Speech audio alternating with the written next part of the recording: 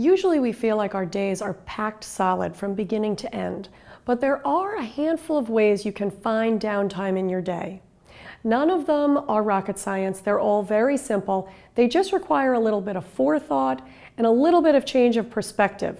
Here are a few ways to use some breaks in the day. For example, in your car, we all think of it as time that we wish we were not there. We hate the commute time.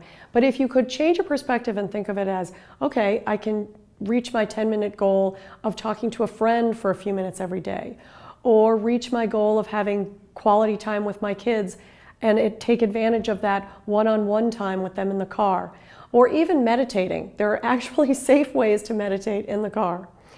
Quiet time. Sometimes we're home and everybody's happy. The kids are happy, everybody's happy, and we start doing busy work. Well, instead, use that quiet time for your own personal goal time. Another idea is meeting time. A lot of times we're on time for a meeting, but our client is late.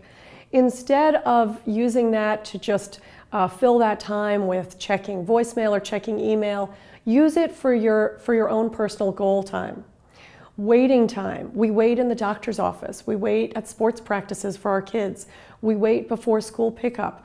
Well, with a little forethought, we can plan ahead and have what we need for our personal goal, so we can use that waiting time for that.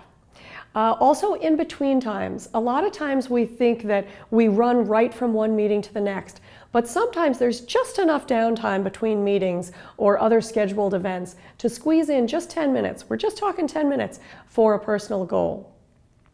What a lot of this requires is changing your perspective about time, about how you're going to use time, about how much you can actually get done in 10 minutes. One thing to think about is looking at your schedule inside out. What this means is sometimes we can look at our day's schedule and it's just one giant block of have-tos after another. But are there moments in between those have-tos that we can squeeze in something that will actually become perhaps our favorite time of the day rather than all those big blocks of time? Another thing to do, of course, is to think the night before about how we can use those spaces in between the scheduled events of the day. Another thing to think about is, do I want to do this or that? And saying that to ourselves throughout the day. Again, this is about thinking, okay, should I check voicemail or should I do something else? And so always be thinking, what's the best use of my time, rather than that feeling of, oh, I only have a few minutes, I'll do something mundane. Also, be comfortable with inaction. A lot of times we have a goal, but we feel like I need to know how I'm going to get from here to there and have an action plan and know exactly how I'm going to do it with a step-by-step plan. Some of this means just deciding, okay, I have this goal and I will commit to being uncomfortable with it for 10 minutes and not quite knowing where it's going to go. And at the end of that 10 minutes, you'll probably have formulated a little bit of a strategy. Another thought is just say no. If you know what your personal goal is that you wish you had time for, it's easier to say no to something else, because you know, okay, if I give my time to that, then I don't have time for this personal goal. Another thought is play beat the clock.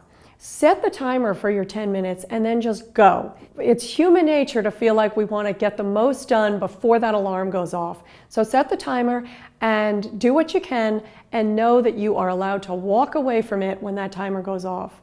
And ask for help. We just, as successful people, as hardworking people, we don't like to ask for help. But if we are willing to ask for help on one project, perhaps at work or at home, we have more time to take for our personal goals. So get help on those things that you'd like, so you have a little time for yourself. So if you start looking at your schedule this way and changing your perspective a little bit, you'll find that there are a lot more little gaps in your day than you thought.